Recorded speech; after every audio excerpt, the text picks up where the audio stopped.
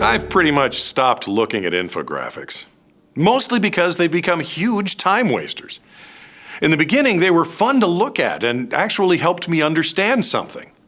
Now, often as not, the infographics I look at are text-heavy and ponderous. They drone on like a lecture from my dad, and I'm just not interested anymore. At least with a video, I can turn up the volume and make a cup of coffee while I listen to the audio. Once the coffee's made, I can sit down and watch the rest of the video. If they've said something interesting, I can rewind and watch the parts I only listened to. And as long as we're talking about text, let's biggin it up a bit, okay? I strain to read much of the text on infographics. It's neither fun, nor informative, nor educational, which is to say, it's an engagement killer. The infographic embedded below highlights a couple of other problems. In our rush to rush content out on the interwebs, we can lose perspective and judgment, resulting in the production of infographics that are irrelevant. If you're going to use infographics as part of your online content marketing strategy, you need to be sure the content is relevant to the reader. On this graph, there is no relationship between the statistics stated and potato or lunch breath. You'll also notice there are no sources for the claims made.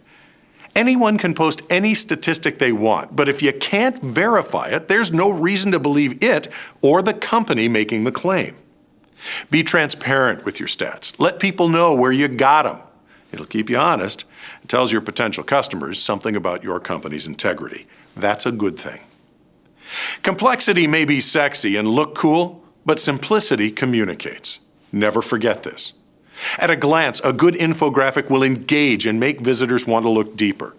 If it's too cluttered or complex, if you've designed the infographic equivalent of a Rube Goldberg machine, folks won't waste their time.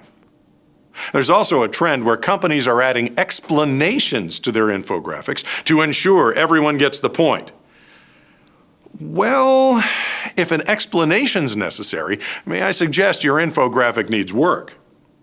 So, we've identified a few problems. Text, both too much and too small, irrelevance, phantom sources, death by complexity, and the explanation conundrum. Let's try a few positives.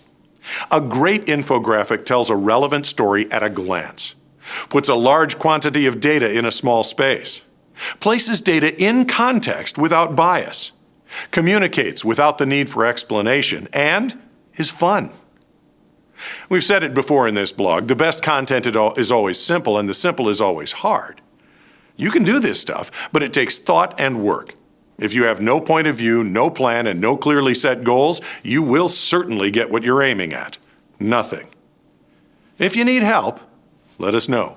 We'd love to talk with you.